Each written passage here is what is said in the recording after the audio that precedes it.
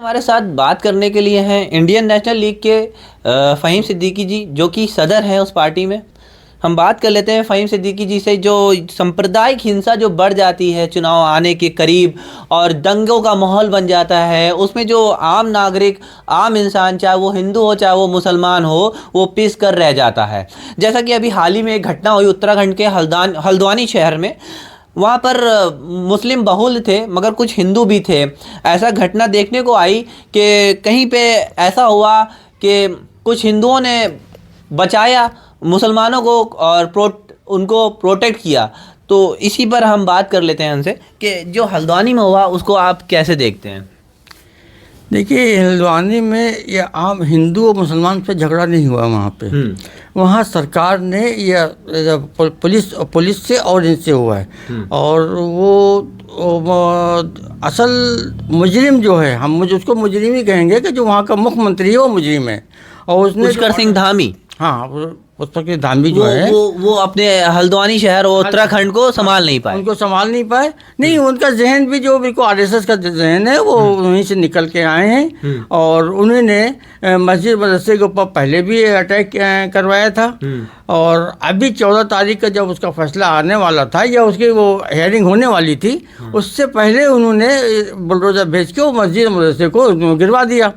14 फरवरी को फैसला आने वाला था मगर होने वाली थी उसकी। हाँ, तो कोर्ट के फैसले से ज्यादा तेज अधिकारी चलते हैं। हाँ, नहीं, अधिकारी नहीं चलते हैं, ये सियासी लोग चलते हैं। और उन्होंने ऑर्डर किया तो तब ये अधिकारी लोग आए और इन्होंने आके उसको वो किया। मगर सियासत क्यों ऐसी करती है, जबकि वो जो सियासत में आया है वो सबसे पहले संविधान की कसम खाता है और संविधान के लिए सारे लोग एक हैं, बराबर हैं, चाहे वो हिंदू हो, चाहे वो मुसलमान हो, चाहे वो सिख हो, चाहे वो किसी भी कास्ट से आता हो। तो ये क्यों होता है ऐसा? क्योंकि सभी जिधर 10 सालों से तो कम से कम हम ये देख रहे हैं, जो सेंट्रल में जब से भाजपा की सरकार आई है तो ये शपथ तो संविधान की लेते हैं, लेकिन सारे काम जितने हैं वो संविधान के खिलाफ कर रहे हैं।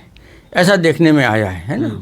हम सभी देख रहे हैं, ये वादे जो करते हैं, झूठे वादे करते हैं और झूठे वादे करके और उससे मुकर जाते हैं, यानी दोबारा फिर उसकी बात भी नहीं करते हैं।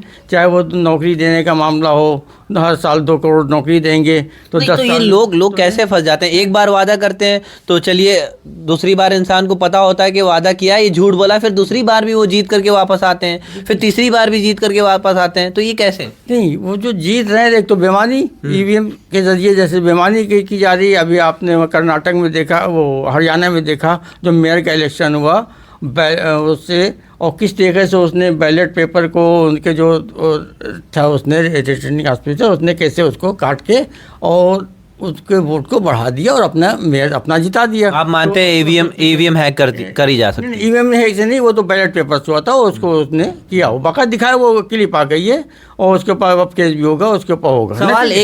सवाल एक और बनता है आपसे, जो हल्द्वानी पे हम लोग बात कर रहे थे मुद्दे पे, सवाल एक आपसे ये बनता है, जो मेन स्ट्रीम मीडिया है, जो बड़े बड़े चैनल हैं, जो टीवी पे लोग देखते हैं जिनको, उस पे हल्द्वानी घटना में जो अब्दुल मलिक है, जो केयर टेकर थे, जो देखभाल करते थे मदरसे के, उनकी वाइफ सूफिया मलिक, उनको गैंगस्टर बताया जा रहा है, वो बहुत प्लानर हैं और वो ऐसे हैं। तो इसको आप कैसे देखते हैं और क्या लगता है आपको? देखिए, अब ये गोदी मीडिया की तो आप बात जो कर रहे हैं तो वो तो उनकी ही ज़बान बोलते हैं। वो अब वो उनको वो क्या कहूँ कि वो सच्चाई ईमानदारी की तरफ उनके बिल्कुल नियत नहीं है। सच्चाई ईमानदारी वो दिखाई नहीं रहे, वो एक तरफा बात कर रहे हैं। और वो जिसको चाहते मुजरिम बना देते हैं, जिसको चाहते हैं वो शाह बना देते हैं, ये कर रहे हैं।